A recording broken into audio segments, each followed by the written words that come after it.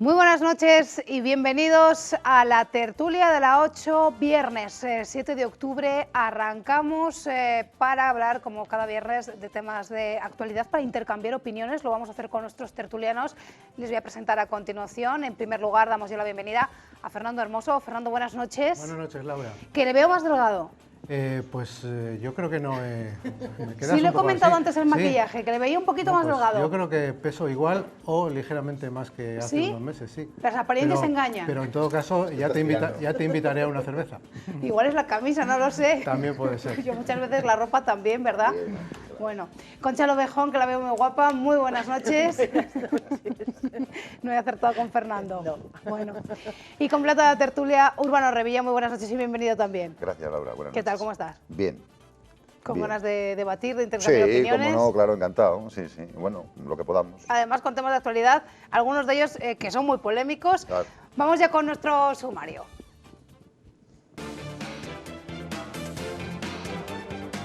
...16 horas de caótico Comité Federal del Partido Socialista que terminó con la dimisión de Pedro Sánchez como secretario general. Se aprobó una gestora dirigida por el presidente de Asturias, Javier Fernández. Se encargará del partido hasta el próximo Congreso y en 20 días deberá decidir si facilita o no el gobierno a Mariano Rajoy. Lo lógico es que hubiesen dejado votar a los afiliados, que no es no. Habrá una buena solución. Hay gente muy inteligente en el partido en la que habrá muy buena solución. Hay gente muy competente, muy inteligente, muy educada y saldrán adelante como... llevan 130 años de historia, esto no es cualquier cosa. Yo pienso que en una democracia el pueblo es el que manda y el pueblo ha sido muy claro y quería que hubiera habido una gran coalición como pasa en Alemania, en Holanda, y era lo ideal. La cantidad de tareas que tienen que realizar los escolares se ha convertido en una cuestión polémica.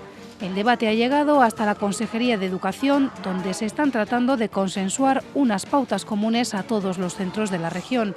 Hasta su puesta en marcha, desde la delegación lanzan unas recomendaciones.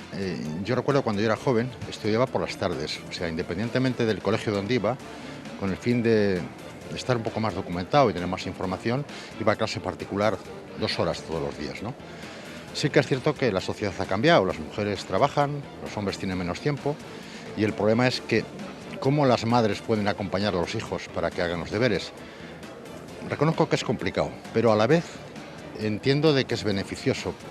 No sé, quizá 1 hora diaria, no mucho tiempo, ¿no? Yo tengo a mi nieto que no creo yo que sea excesivo los deberes que le manda. No sé, según el colegio también, no sé. El paro subió en septiembre en la provincia de Palencia después de meses de bajadas continuadas.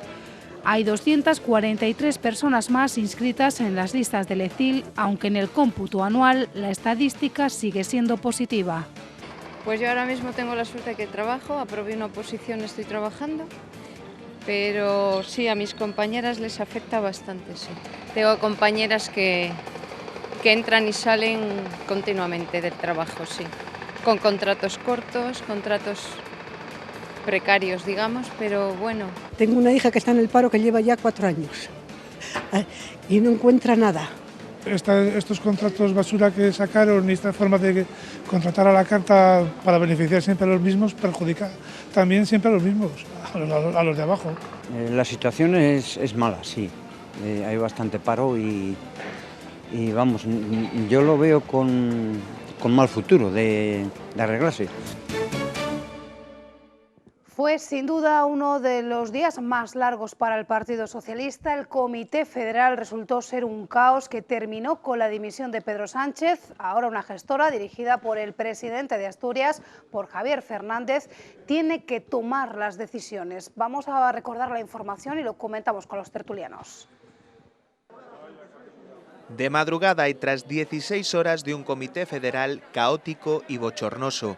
Así terminaba el día más largo y traumático del PSOE. Comienza una nueva etapa que estoy convencida de que va a ser para sumar y para unir al partido.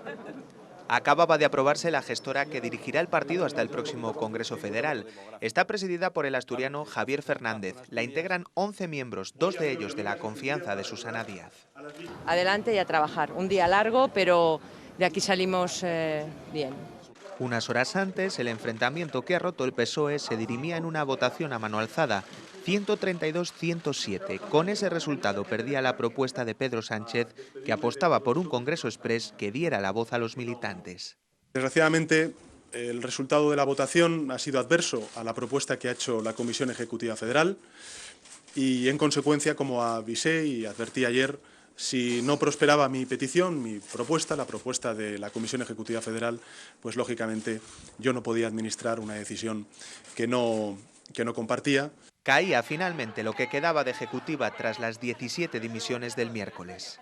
Para mí ha sido un orgullo haber sido el secretario de organización de Pedro Sánchez. Él lo ha intentado, pero el Comité Federal, en lugar de dar la palabra a los militantes en un congreso, ha decidido otra cosa. Aunque a pesar de la dura batalla, Sánchez también se ofrecía para mirar al futuro. Contará con mi apoyo leal, con el apoyo que siempre he pedido y que afortunadamente he tenido en muchísimas ocasiones de mi organización en estos 2 años tan intensos de la vida política española. Después de 2 años convulsos, el primer secretario general socialista elegido directamente por los militantes abandonaba Ferraz derrotado. La nueva gestora tiene 20 días para decidir si facilitará o no un gobierno de Mariano Rajoy. Bueno, pues todo esto protagonizado por un Partido Socialista, Fernando, cada vez más dividido. Sí, está claro que precisamente si algo tenemos una lección que nos dé este Congreso es la división interna del Partido Socialista. Yo creo que Pedro Sánchez es culpable de varias cosas, entre ellas de 2, de la división que él ha ocasionado en el Partido Socialista y de la imagen tan paupérrima que han dado a todos los españoles y internacionalmente. Porque, bueno, se veía venir que el final podría ser este, pero no de las formas en las que ha sido. Si ellos hubieran tenido un poco más de perspectiva y saber, no sé, pues cada uno mantener unas posturas, pero sobre todo con el diálogo y con, bueno, pues unas miras más diplomáticas de cara, sobre todo, a no hacer daño al Partido Socialista.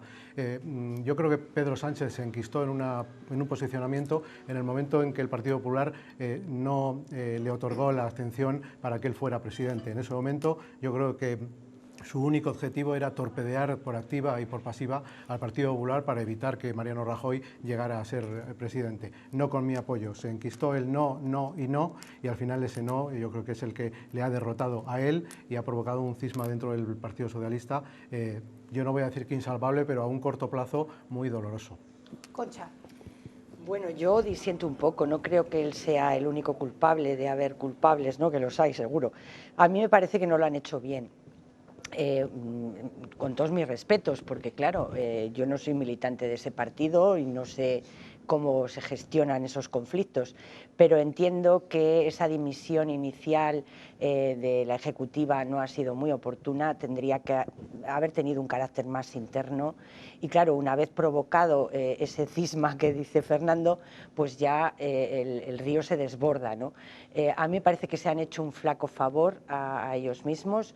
Es verdad que hay muchas disidencias, pero eso no es malo. Yo entiendo que cuando hay varios seres humanos juntos, si tienen puntos de vista diferentes, obviamente eso va a generar conflictos. El tema es cómo se resuelven esos conflictos y qué imagen quieren dar de cara a la ciudadanía, que me parece que lo que tenían que haber tenido en cuenta.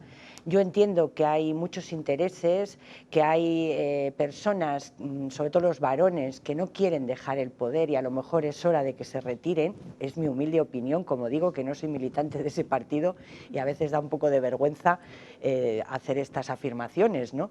Pero bueno, con todos mis respetos, yo creo que esta gente tendría que retirarse, dejar espacio a las nuevas generaciones, a las nuevas voces y bueno, ahora mismo yo oía una noticia que de cara a la abstención o no, al apoyo del gobierno de Mariano Rajoy, los socialistas catalanes han dicho que van a decir no siempre, o sea, no van a colaborar. Por tanto, ahí tienen también otro problema más añadido, ¿no? Buscar una coherencia interna, buscar un consenso a la hora de tomar decisiones y que reflote este partido que verdaderamente está un poco náufrago, ¿no? Naufragando.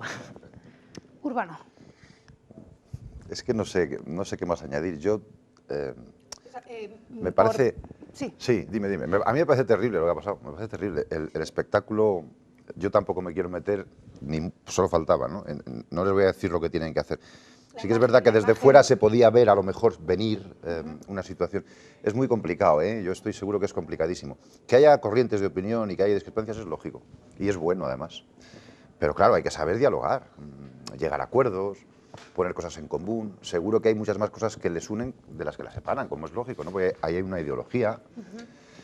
Entonces yo creo que se ha llevado mal, las formas se han llevado mal, no han sabido hacer quizá, porque a lo mejor hay una situación muy especial en España también ahora, ¿no? Hay un bloqueo, no se ha logrado desde hace casi un año un gobierno, eso también ha hecho precipitar las cosas seguramente, en otras circunstancias a lo mejor no había pasado esto. Entonces, que si apoyamos, que si no apoyamos, posturas muy encontradas, muy difíciles de digerir para muchos militantes socialistas, para muchos votantes y para la gente que está en los órganos de decisión, ¿no? A mí lo que me parece lamentable es el espectáculo. El fondo, pues bueno, pues son cosas que pasan en todos los partidos, yo creo, y que hay divisiones, que hay discrepancias. Yo también estoy de acuerdo un poco que a lo mejor hay mucha gente en los partidos políticos que no ha sabido entender que esto está cambiando, que las cosas han variado mucho en poco tiempo y que quizá haya que dejar paso a nueva gente, a gente que tiene sus ideas y que quiere hacer cosas nuevas, ¿no? Yo no digo que sean mejores o peores, ¿eh? El Partido Socialista ha hecho, yo creo que un montón de cosas buenas por España, ha estado gobernando muchos años y ha hecho las cosas que tenía que hacer seguramente. Pero en este momento, pues igual hay que cambiar. Y esto que decías de los varones, por ejemplo, ¿no? Pues a lo mejor es cierto, a lo mejor hay que dejar que otro tipo de gente, que no necesariamente tienen que ser más jóvenes, sino nuevos, o sea, gente que no haya estado ahí tanto tiempo, que tenga ilusión, que tenga ganas, que tenga ideas, desarrolle eso. Y siempre hay una tendencia a no irse, ¿no? Es normal, es humano también, ¿no? El querer continuar, incluso querer continuar porque se piensa que uno lo hace bien. Pero bueno, tienen un lío tremendo. Y yo espero, por el bien de todos seguramente, porque los partidos políticos son importantes, pues que lo resuelvan y que tiren para adelante. No sé de qué manera, yo no sé cuál será. A lo mejor me gustaría que lo hicieran de la manera que ganáramos todos, ¿no? Porque la situación ya no del Partido Socialista, la situación de los ciudadanos españoles es complicada. Ahora mismo hay muchos problemas, hay muchas cosas por resolver. Entonces, estar paralizados de esta manera políticamente, que no tengamos gobierno desde hace un año, etcétera. Yo no, en fin, no soy apocalíptico, no digo que si no hay gobierno esto no funciona, pero hay cosas que son importantes y que hay que resolver. Precisamente a tenor de la coyuntura política que vive nuestro país desde hace casi un año, creo que el error del Partido Socialista o de Pedro Sánchez ha sido el cambiar el orden. En lugar de ser él primero, segundo el partido y tercero la nación, como parece ser que sus movimientos han puesto de manifiesto, tendría que haber sido la lógica al revés. Tú primero actúa conforme a lo que ahora mismo necesita tu país. Después el Partido Socialista y tú no seas protagonista y relégate a la última posición. Incluso fuerzas varones del Partido Socialista y socialistas de renombre han criticado al líder, a Pedro Sánchez, que se ha puesto él en primer lugar cuando tendría que haber sido el último. Ahora mismo yo creo que todos debemos de trabajar, digo todos, los políticos deben de trabajar arrimando el hombro para sacar al país a flote. Estamos casi naufragando. Fernando, que eso yo creo que no se puede hacer tampoco a cualquier precio. Echarle la culpa solo a él me parece también terrible, ¿no? Sí, sí. A mí no me hubiera gustado estar en la piel de ese hombre. No, y estoy de acuerdo que hay que hacer una limpia decisiones en todos los valientes, partidos, pero ha tenido que sufrir muchísimo.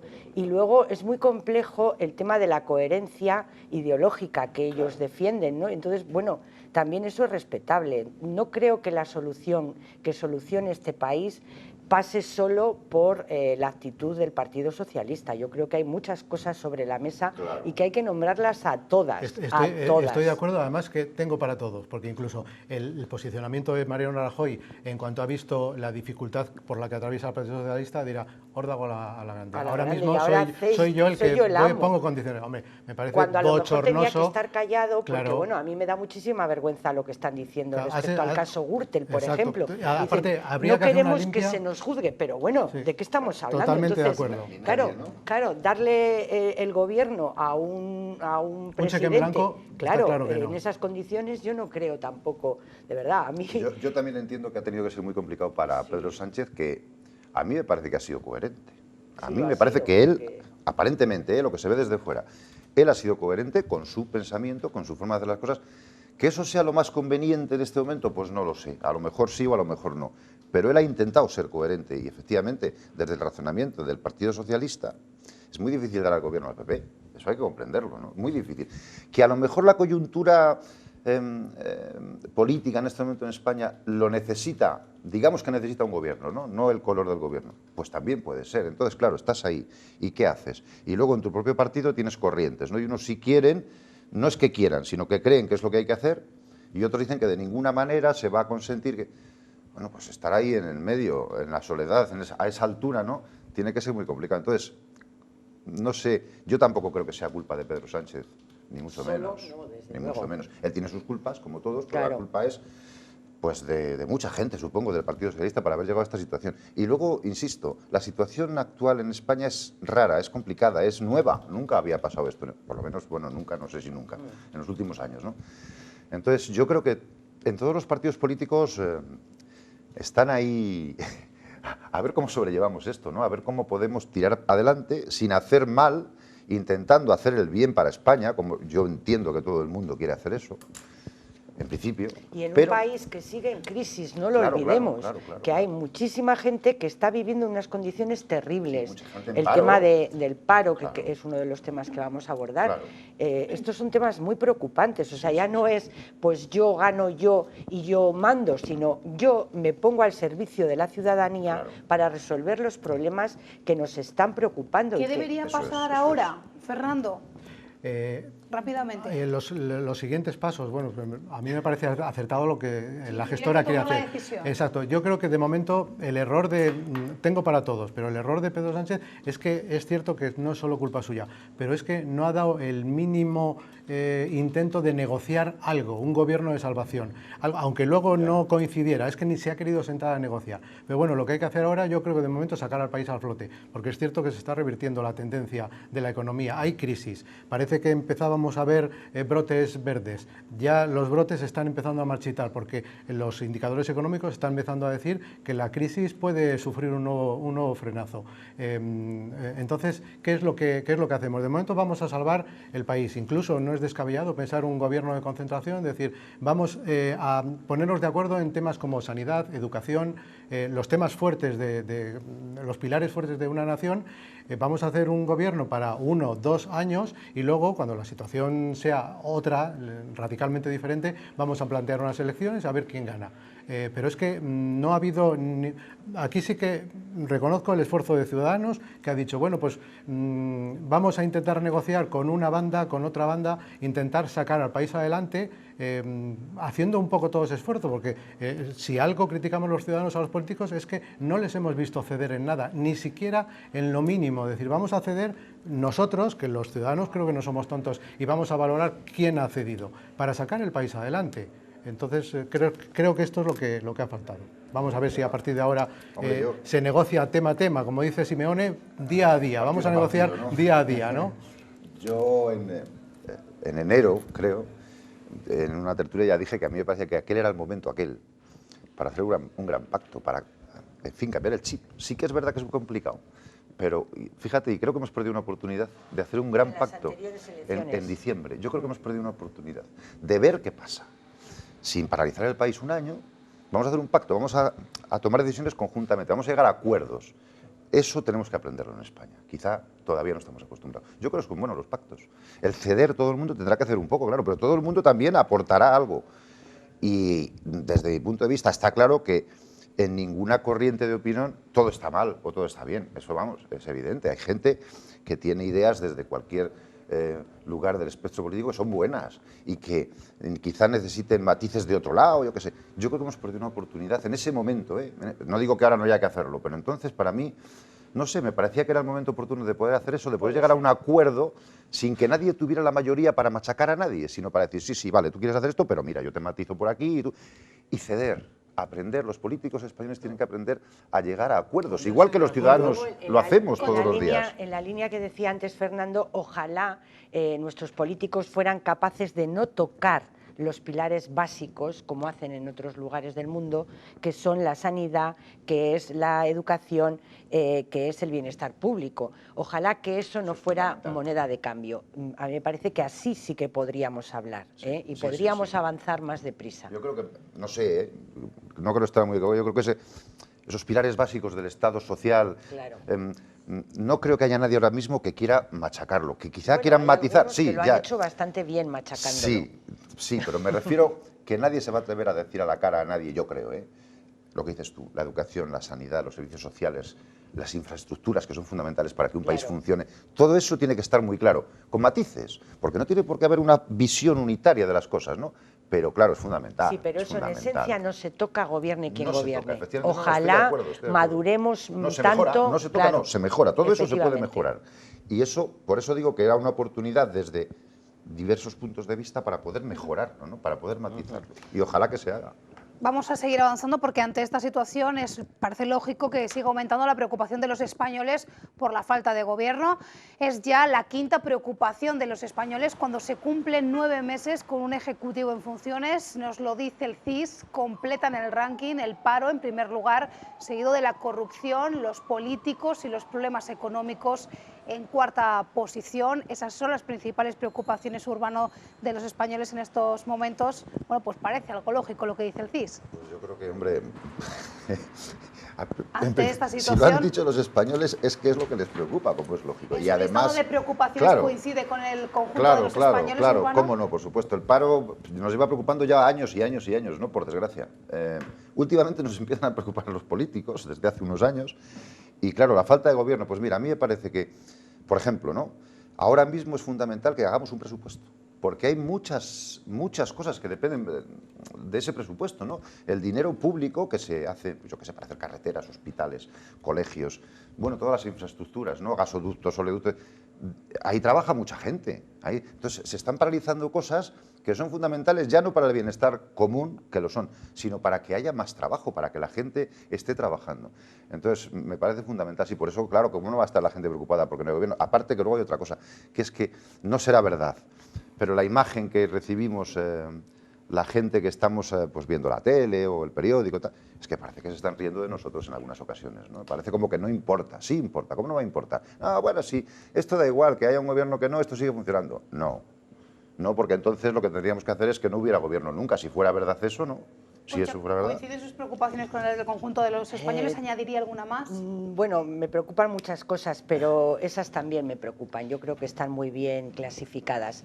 A mí me preocupa también que el empleo que se genera en nuestro país sea temporal, se establezca en determinadas coyunturas, en determinados periodos, pues en verano o cuando llega la Navidad. También qué tipo de empleo se genera, ya lo hemos comentado más veces, ¿no? Esa precariedad laboral, gente contratada por horas. ¿Y tú cuántas horas tienes de contrato? Yo 3 a la semana, pero bueno, ¿eso da para vivir de verdad? Y entonces, bueno, lástima que sigamos viendo como muchos jóvenes tienen que marcharse a otros países para poder buscar pues un lugar en el que vivir, hacer que su vida sea digna. Y luego hay familias que siguen dando de comer muy mal a sus hijos e hijas, hay personas que no llegan a fin de mes. Ahora está haciendo bueno, pero cuando llegue el frío habrá que encender las calefacciones, está la pobreza energética, en fin, hay muchísimos problemas que de verdad no podemos tolerar seguir así. Entonces, sube un poquitín el paro y ya salen las estadísticas. Este mes ha crecido el paro, pero ¿cuándo? En agosto en Benidorm. Hombre, qué casualidad, ¿no? En fin, creo que es importante.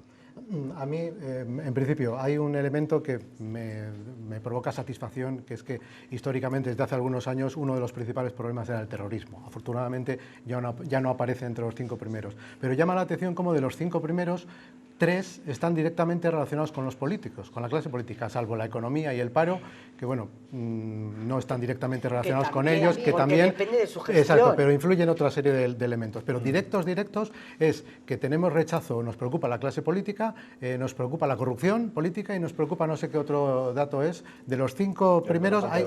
Exacto, los 3 de ellos son relacionados directamente con los políticos. Bien, entonces yo creo que los políticos debieran de aprender, cogerse el CIS y decir, caramba, ¿qué es lo que tenemos que hacer para que los ciudadanos nos vean de mejor manera? No vamos a invertir en nosotros, vamos a invertir en ellos. Antes lo comentábamos, que que los ciudadanos creo que perfectamente sabemos valorar si hacen o no esfuerzos. Entonces, ¿por qué tenemos esa sensación de que no hacen lo que les pedimos? Unas elecciones es como un reparto de naipes. Nosotros les hemos encargado que ellos lleguen a pactos, que se entiendan, que dialoguen, que cedan unos y otros, porque las cartas o el reparto de escaños es el que hemos querido los ciudadanos. La pelota está en vuestro tejado, poneros de acuerdo, no nos obligáis a ir a unas segundas, a unas terceras, cuartas o quintas elecciones, porque nosotros lo hemos dicho claramente, ya por 2 ocasiones. Queremos que ustedes se pongan ahora de acuerdo, y si no, tendremos la percepción de ustedes nefasta, como refleja los datos del CIS, que de 5 principales problemas, 4 están muy directamente relacionados con la clase política, ¿no? Vamos, Concha. No, que muchas veces lo que tendrían que hacer también es aprender de otros lugares donde se solucionan los problemas de manera eficaz, ¿no? Y hay ejemplos. Tenemos a Islandia, que ha solucionado el tema del paro en muy poco tiempo, que ha generado nuevas expectativas económicas. Entonces, bueno, pues sentémonos a ver cómo lo hacen en otros lugares del mundo y aprendamos. Es cierto. Continuamos, el paro subió en septiembre en la provincia de Palencia después de meses de bajadas continuadas. Hay 243 personas más inscritas en las listas del ECIL, aunque en el cómputo anual las estadísticas siguen siendo positivas. Sube el paro en Palencia. El pasado mes de septiembre se rompió la tendencia de descenso en el número de parados en la provincia, al inscribirse 243 personas en las listas del ECIL. Esto supone un incremento del 2,31% respecto al mes anterior, frente al aumento registrado tanto a nivel regional como nacional, que no llegó en ningún caso al 1%. Observando el último año, las estadísticas siguen siendo favorables para la provincia, al haber abandonado las listas de desempleo más de 1.000 personas, lo que sitúa esta variación en torno al 9%, muy similar a las registradas a nivel nacional y regional. De esta forma, el número de desempleados se sitúa en 10.750 personas en Palencia, siendo las más perjudicadas un mes más las mujeres, superando en casi 2.000 al número de hombres en paro. Por sectores, los servicios lideran el número de desempleados con 6.758, le sigue la industria con 1.285. El colectivo donde hay menor número de parados e incluso ha bajado en el último mes es en la agricultura con 676. Esos son los datos, vamos con la interpretación de los tertulianos. Fernando, pues hablan por sí solos. Sí, la verdad es que antes hablaba yo de un cambio de tendencia, según todos los analistas económicos, ya empiezan a advertir que de continuar la situación en nuestro país con tanta incertidumbre, es lógico que esta incertidumbre se traslada a los empresarios, que son los que tienen que contratar o no trabajadores, y si no vislumbran un futuro claro para sus empresas, lógicamente van a retener las inversiones, y esto hace que no contraten gente. Yo el otro día hablaba con un empresario y me decía, yo tendría que haber contratado este año a 3 personas por lo menos. No he contratado a nadie, es más, he hecho grandes esfuerzos para no despedir a alguno. Y esto es simplemente porque la incertidumbre, dice, yo no sé si puedo invertir ahora lo que yo pretendía, porque parece ser que esto se comenzaba a animar, pero he visto un frenazo en la economía y me da miedo. Pero sí, en otras ocasiones yo tendría, y era más o menos el mes de agosto, es decir, que puede ser lo que dice esta estadística. Pues 3 personas que no ha contratado este empresario, más otras 2, más otro 1, más 3 que han despedido por aquí, hacen que los datos no son muy graves, pero en un mes de agosto siempre normalmente los datos de paro son positivos. Ahora ya les vemos que empiezan a cojear. A mí me da miedo que esta situación se prolongue mucho y cunda de nuevo el pánico entre los empresarios y los inversores y volvamos a sufrir un riesgo de acentuamiento de la crisis, ¿no? Concha hablaba antes de los contratos precarios. Claro, ese también es un hándicap terrible, ¿no? Porque las estadísticas no nos lo marcan. Es verdad que el paro tiene nombre de mujer, 6.000 y pico mujeres más que hombres. Es terrible, ¿no? Que las mujeres sigan estando en la cola de todo, hasta del paro, valga la redundancia. Por otro lado, dicen, hay menos paro interanual, pero a lo mejor es que la gente se ha tenido que marchar. Entonces, claro, no valen las cifras absolutas, hay que analizar en detalle. Y lo que decía Fernando, el 2,65% de incremento de paro en el mes de agosto, que es un mes boyante, ¿no? Es un mes de verano, que hay fiestas, que hay vacaciones, en fin. Entonces, a mí me preocupa mucho, en un territorio como el nuestro donde no hay muchas esperanzas laborales, no hay fábricas, todos al campo decíamos, ¿no?, mientras salían las citas, pero si no hay tierra, tampoco, entonces, claro. ¿A qué nos dedicamos? Claro. La gente de la ganadería cada vez está peor, pocas esperanzas, vamos a tener que empezar a buscar fórmulas nuevas y ser más imaginativos para ver qué podemos hacer con todo esto. Urbano. Complicado también, sí.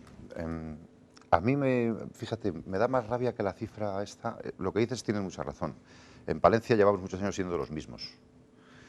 No crecemos. Entonces, realmente, trabajamos menos cada vez, ¿no? Porque la gente se va haciendo mayor. Muchos jóvenes, los más preparados, se marchan. Pero hay otra cosa que es peor, que a mí me da más rabia. Es que, aparte de los contratos basura, los trabajos de siempre se están convirtiendo en basura también y nos estamos acostumbrando. La gente gana menos dinero ahora que hace años por el mismo trabajo o más. En muchas empresas se ha echado aparte de la plantilla y los que quedan hacen más o menos lo mismo que se hacía antes, cobrando menos. Eso dices, bueno, puede ser coyuntural, porque a lo mejor las circunstancias, la crisis, ya, pero nos estamos acostumbrando. La gente se acostumbra y ahora hay mucha gente que dice, una señora lo ha dicho hoy, bueno, por lo menos tengo trabajo. Yo creo que ese chip no vale, ¿no? No vale si queremos ser un país moderno, un país social, un país desarrollado, no vale, claro que no vale. Si no vamos a mejor, vamos a peor. Nuestros chicos y chicas jóvenes terminan sus estudios y aquí, en Palencia, hay muy pocos que puedan encontrar alguna solución laboral, porque no la hay. Y llevamos así muchos años. Y lo que decía Concha, ¿tendremos que inventarnos algo? Pues sí, yo creo que sí. Y la única forma de que haya trabajo aquí es que haya trabajo, que haya empresas, que hagamos algo, que fabriquemos algo, que transformemos algo o que nos inventemos cosas, yo qué sé. Y eso no se hace desde hace muchos años. O sea, es así, ¿no? Yo por lo menos lo veo así. Entonces, y luego todos conocemos a cantidad de chicos jóvenes y de chicas jóvenes muy preparados, más que nunca seguramente, que se marchan al extranjero, o se marchan a Barcelona, o se marchan a Madrid, o se marchan a Bilbao, o se marchan a Sevilla. Hombre, pues la situación desde luego a mí me parece terrible. Yo creo que no nos damos cuenta, ¿eh? Claro, ya no creo que nos damos hace cuenta. Años no solo que la crisis, uno de lo que iba a ocasionar era que iba a devastar los derechos sindicales. Los salarios iban a caer y muchos derechos que había costado muchos años adquirirlos, como una riada se lo iba a llevar todo por delante. Así ha sido. Lo que pasa es que tendría que haber habido el compromiso de gobierno, fuerzas sindicales y empresarios de decir vamos a restablecer la situación previa a la crisis una vez que esta concluya. Y yo creo que ya podrían darse los primeros pasos pues para eso, elevar los convenios colectivos, los derechos de los trabajadores, los salarios, porque claro, que una persona cobre 600 euros, hace años decíamos, caramba, soy mileurista. No, si es que en Palencia, antes lo que era un mileurista se hablaba de manera peyorativa. Sí. Ahora un mileurista se puede dar con el canto de los dientes porque sería un trabajador muy bien pagado, tristemente muy bien pagado para los sueldos que hay. Pero lo peor es que nos estamos acostumbrando, sí, o sea, claro. Está mal objetivamente. Que la cesta de la compra sigue subiendo y los productos de primera necesidad ahí están. Las necesidades básicas de cualquier persona. Y eso sigue subiendo. Claro, sigue subiendo. Claro, y cada vez es más caro, por tanto tenemos menos recursos, puesto que ganamos menos y encima lo que tenemos que comprar. Claro, por eso antes era pobre el que no trabajaba y ahora se ha producido la nueva figura del trabajador pobre. Que volvemos otra vez a los años 50. La gente trabajaba, pero no llegaba. Yo creo que de eso todavía creo, que globalmente no somos conscientes de lo que decías tú un poco. Oye, hay que empezar a trabajar esto y hay que hacer algo. Sobre todo en estas zonas de interior, que no tenemos turismo, que es uno de los motores de la economía española, ¿no? Y tenemos poca industria.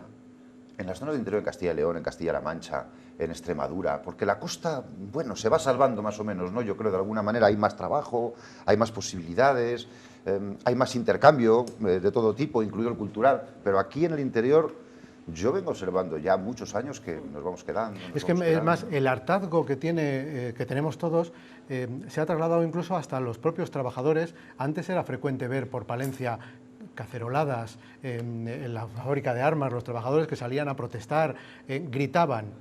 Ahora, desde hace bastante tiempo, hay alguna manifestación, pero ni mucho menos las que se planteaban antes, cuando la gente veía que se les erosionaba sus derechos sindicales. Ahora callamos mientras siga trabajando. No, tío, pero es que antes cobrabas 1.000 euros y ahora te han bajado el sueldo a 700. Calla, no sea que me echen. Sí. Es lo que dice la gente, ¿no? Claro, es muy triste. Se han dado muchas facilidades, efectivamente. Entonces, eso también claro, ha sido... si hablo y me van a despedir, no voy a tener ningún derecho en absoluto. Vamos a seguir, vamos con los deberes, que también hay un debate abierto. La cantidad de tareas que tienen que realizar los escolares se ha convertido en una cuestión muy polémica. El debate ha llegado hasta la Consejería de Educación, donde se están tratando de consensuar unas pautas comunes a todos los centros de la región. Hasta su puesta en marcha, desde la delegación lanzan unas recomendaciones que pasan principalmente por una planificación interdisciplinar. A menor edad, menos tiempo, es decir, los niños pequeños de primero o segundo de primaria, yo creo que con 10 minutos diarios es más que suficiente, y según van aumentando en edad van aumentando un poco también los tiempos. Que los deberes sean no repetitivos, que sean motivadores, que sean de lo algo ya dado en clase. Bueno, pues esas son algunas de las recomendaciones. Urbano, lo que ha escuchado, ¿lo comparte? Claro. Vamos a ver, el tema de los deberes es polémico yo creo que desde siempre, históricamente, no es de ahora. Creo que se está escuchando más, yo no sé si es sí, pero porque ya sabes por qué ahora de repente a alguien le interesa que se hable de algo y se habla en todos los sitios, en los medios de comunicación, en las redes, pero vamos, yo recuerdo hace muchos años, en algunos sitios se llegaron a prohibir los deberes. Muchos años, 20 o más años. Bueno, yo creo que desde el año 56 están prohibidos en primaria, en España. En el año, poco después de empezar la democracia... Otra cosa es que se hagan. En el año 78, por ahí, hay una ley que prohíbe los deberes hasta cierta edad, no recuerdo qué edad. Eso, quiero decir, esto ha sido siempre muy polémico. A mí, lo primero que me da rabia de este tema, sin entrar en el fondo del asunto, es que yo creo que no confiamos en los maestros. Que ya sé que habrá de todo, ¿no? Pero los maestros, yo creo que la mayoría, hablamos del maestro, no estoy hablando del asqueroso aquel que siempre, todos nos hemos encontrado alguno que nos ha tratado mal. No, del maestro vocacional, el que quiere a los niños, el que quiere enseñar.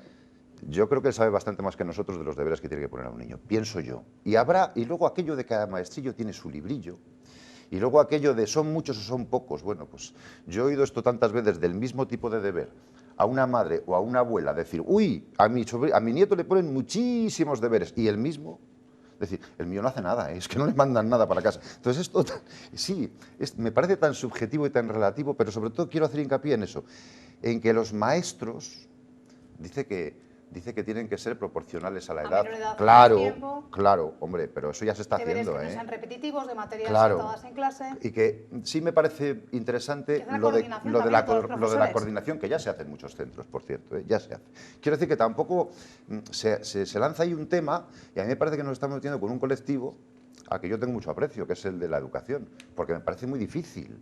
Siempre me ha parecido un tema complicadísimo, dificilísimo, estar con 20 niños, con 25 niños en un aula, enseñarles. Cada niño tiene sus necesidades distintas. A lo mejor hay niños que con menos trabajos van bien, otros que necesitan hacer más, otros que no necesitan hacer ninguno. Claro, es que te dicen unas cosas. Es que los niños necesitan tiempo para jugar, claro. Y necesitan tiempo para distraerse y para hacer deporte, claro. Es que son cosas tan obvias. Pero aquí la culpa, o no sé si la culpa, somos un poco todos, ¿no? Porque también los padres, en este caso, hay padres que llegan con sus niños a casa, se van de paseo, hablo de niños pequeñitos, se van al parque, juegan, no sé qué, se duchan, cenan, hacen o les ayudan a hacer los deberes o supervisan, que están con ellos viendo cómo hacen lo poco que tengan que hacer o lo mucho que tengan que hacer. Hay otros padres que les llevan a inglés, a francés, a música, a no sé qué. ¿Qué vamos a hacer? ¿Regularlo eso también? Quiero decir que no se puede regular todo, ¿sabes? Se puede recomendar, se puede informar, incluso se puede formar a los profesores para que hagan las cosas con más sentido común. Los tiempos también cambian en la educación, lógicamente, y hay que hacer otras cosas. He leído un artículo hoy, que no sé de dónde, pero me ha gustado mucho, hablando de que a lo mejor, aparte del maestro y de los deberes y de, bueno, hay un montón de variables, ¿no? El currículum, o sea, lo que se enseña a los niños, las materias, la cantidad, la calidad, el que haya muchas o pocas, el que se haga mucho, eso es muy importante también, ¿no? Y el que haya, que es lo que más me ha gustado del artículo, una continuidad. Es decir, que desde que el niño empieza en España ahora desde los 3 años en educación infantil hasta que termina la educación obligatoria, hay una continuidad, no haya como islas, ¿no? Yo sí que tengo aquella sensación de que había un profesor que nos hacía coger mucho cariño por la historia y luego había 3 años de laguna histórica porque el siguiente era muy malo y era un pesado, o no es cierto, o en matemáticas, vamos, o en cualquier asignatura, ¿no? Bueno, pues esa continuidad, que el profesor de este año se aproveche de lo que hizo el del año pasado y lo desarrolle y tal. Y eso sí se puede enseñar, yo creo. Vamos a ir Claro. que quedan pocos minutos. Concha, por favor. Bueno, pues yo vuelvo a a lo que he comentado antes. Hay que aprender de los mejores y en este caso, a nivel internacional, el mejor país del mundo con los mejores resultados educativos es Finlandia. En Finlandia no hacen deberes, van menos tiempo al colegio, en número de horas, y tienen mayor número de vacaciones. Sí. Entonces, ¿cómo se come esto? Pues se come con grandes profesionales de la educación, los mejores, muy bien pagados, con una gran profesionalidad, trabajo en equipo y luego una revolución absoluta en lo que significa la educación obligatoria. No podemos seguir teniendo las escuelas concebidas como las tenemos ahora. No podemos tolerar que los niños y las niñas se sienten en los pupitres iguales que los que nos hemos sentado sus padres, sus abuelos e incluso los del siglo XIX. Yo ya lo he dicho alguna vez más y lo vuelvo a repetir. Necesitamos una revolución en las escuelas para que los niños y las niñas del siglo XXI se formen en una educación por proyectos, en una educación cooperativa, en una educación motivadora. En España ya hay experiencias con éxito que lo están haciendo. Entonces, hay colegios públicos en nuestro país que tienen estos currículum de los que hablaba Urbano y que tienen muy buenos resultados. Los niños y las niñas no llevan deberes a casa. En su tiempo de ocio disfrutan, leen, pasean, se lo pasan bien y aprenden, pero no hacen sistemáticamente esos deberes de y hago 4 cuentas y 15 problemas y como además no sé hacerlos me ayuda mi padre, mi madre o voy a un particular. No, la escuela tiene que concebirse de otra manera. Plenamente de acuerdo contigo. Solo te ha faltado un dato. En Finlandia, además, la tasa escolar de abandono de escolar es solo del 8%. No, casi es cero. Entonces, no es significativa.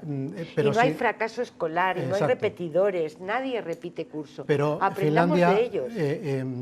Financia y, como dices tú, dota de grandes inversiones a la educación. Pero si incluso en el tema de los deberes no se ponen de acuerdo los distintos países. Hay algunos, Gran Bretaña, que dice que la media está en 2 horas y media diarias de deberes. Finlandia, por ejemplo, o no tiene como mucho 10-15 minutos por refrescar lo que se ha dado en clase. Yo estoy de acuerdo en que unos deberes implican que el alumno tome conciencia de un compromiso, de una organización, de una disciplina, pero caramba, no podemos decir si ya está 5 o 6 horas en clase, luego dotarle de otras 3 horas o 2 a mayores. El niño necesita hacer otra serie de actividades. Además, si tú consigues que los críos las crías lean, por ejemplo, eso ya les va a dar alas. Van a ser alumnos y alumnas excelentes, porque van a tener una capacidad de reflexión, van a tener un espíritu crítico, van a ser capaces de enfrentarse al aprendizaje, les va a gustar saber. Entonces, claro, eso es importantísimo. Claro, eso hay que inculcarlo en las horas. Que el niño tenga ganas, quiera saber cosas. Claro, eso es lo difícil y lo que sería ideal conseguir, ¿no? Cuando un niño acabe la educación primaria, que quiera saber más. Porque es verdad, si un niño lee, podrá aprender lo que quiera. Y luego démosle voz a los profesionales de la enseñanza, que son los que saben y los que están todo el día en la escuela. Maestros. Démosle voz y que las leyes educativas se hagan, como en Finlandia, con los profesionales que tienen entre manos eso. Yo no puedo hacer una ley de cómo se opera si no soy médica, ¿no? Pues nadie que no sea enseñante puede y que no sepa lo que es estar en un aula con los niños, porque hay que saber lo que es eso. El problema es que aquí el que manda es el ministro, que el ministro no tiene normalmente ni idea, y porque, entre otras cosas, el ministro hoy de Educación igual ayer ha estado en infraestructura. Pero entonces, el ministro puede mandar, pero puede dejar que los profesionales de cada materia discutan las cosas y lleguen a consensos, lo que decíamos antes, porque solo ellos saben, Yo no he estado nunca en un aula con 25 niños. Yo no sé, tú sí, pero yo no. Pero yo no sé lo que es eso. Y luego es que además se nos olvida que vivimos en la era de la tecnología. También, además. Utilicemos las tecnologías para el aprendizaje, que además son súper motivadoras. Claro. Vamos con un último asunto porque nos quedan poquitos minutos de tertulia. Atención, porque este tema también les interesa. Los usuarios de la hora que anoten de forma errónea su matrícula serán multados. Un error que acarrea una sanción económica de 60 euros. La concejala de tráfico, Paloma Rivero, justificaba la medida diciendo que el objetivo es acabar con los conductores que manipulan sus matrículas a la hora de sacar el ticket con la intención de estacionar más tiempo del permitido en la zona naranja o de alta rotación. Es decir, la calle Alonso Fernández de Madrid y los entornos de la Plaza de Abastos. Urbano, cuidado, no cambies un número de la matrícula. No uso mucho el coche en Palencia, pero mira, yo en principio... Esto también para acabar con la picaresca de muchos que, bueno, de alguna manera cambiaban la matrícula para dejar más tiempo su coche. Eso dicen, sí, yo no sé si es la verdad o no. Yo en principio es que estoy por principio en contra de la hora. A mí me da mucha rabia que yo tenga que pagar por aparcar el coche en mi ciudad. De entrada, así ya para que tú veas cómo va esto. De la hora. Sí. De esta hora especial, más en contra, claro, o sea, cómo no. Yo creo que si no somos capaces, en una ciudad tan pequeñita como esta, y en otras 1000 que habrá en España, si no sé, en las que sean, de hacer unos aparcamientos para que la gente que necesite el coche, claro, habría el din con el don, ¿no? Tampoco abusar del coche, pueda aparcar el coche cuando lo necesite. Oye, hay un estrés. Pero si somos 4 gatos conduciendo. Fernando, ¿qué le parece la sanción? Sí, yo creo que pagamos justos por pecadores. Siempre, yo es cierto que alguna vez he introducido manualmente la matrícula y me he equivocado. Y yo mismo he dicho, ya no voy a sacar otro ticket porque entenderá el de la hora que por un número me he equivocado. Pero claro, ahora sabiendo, pagaré con la tarjeta que ya va automatizado y no... Pero habría que pedirles otras cosas. Me parece bien. Justo por pecadores vamos a tener que pagar. Pero que también los que llevan el tema de la hora pongan mejoras en las máquinas, se vea la pantallita mucho mejor, si metes, o sea, funciona francamente... ¿Y los baches o eso no? No voy a decir importa. que muy mal, pero hay un amplio margen de mejora de las maquinitas de la hora. Calla, que aquí solo te piden 2 datos. Si vas a Madrid a aparcar en la hora, te estás 10 minutos rellenando un formulario que solo falta pedirte si la declaración te sale positiva o negativa, de qué religión eres, Fernando, te piden de todo en Madrid. El tráfico no puede ser igual en Madrid que en Palencia, no comparemos. Está claro. Estamos viviendo en mundos distintos. Es que es la igualamos picaresca todo, ¿no? que nos hace pagar a no es necesario igualarlo todo, no es necesario, creo yo. Pues yo estoy sorprendida, no sabía que había esa picaresca. Pero es muy significativo el porcentaje de gente que hace eso. El porcentaje yo lo desconozco, pero ocurría y esta es la solución que han dado desde el ayuntamiento y así lo justificaba la concejala. A mí me gustaba mucho lo que dice Urbano.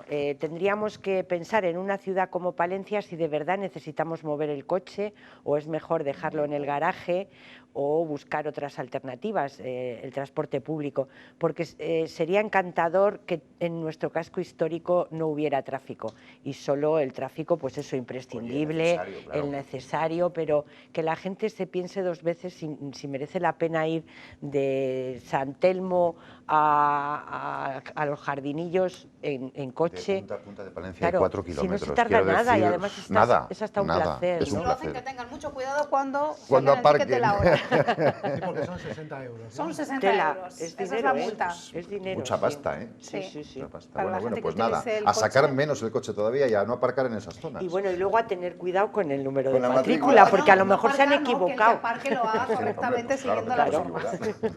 Fernando, buenas noches y muchas gracias. Muchas gracias a ti. Concha, buenas noches, buen fin de Un semana. placer. Urbano, lo mismo. No nos pones deberes. No va a haber deberes. Menos mal. A mí que me gustaba hacerlos. Y a mí. Sí, a mí también me gustaba. Sí. Yo creo que no eran excesivos. Claro, no nos han tocado gente muy dura. Bueno. Buenas noches a los 3, a ustedes también, gracias por acompañarnos y nos vemos la próxima semana. Adiós.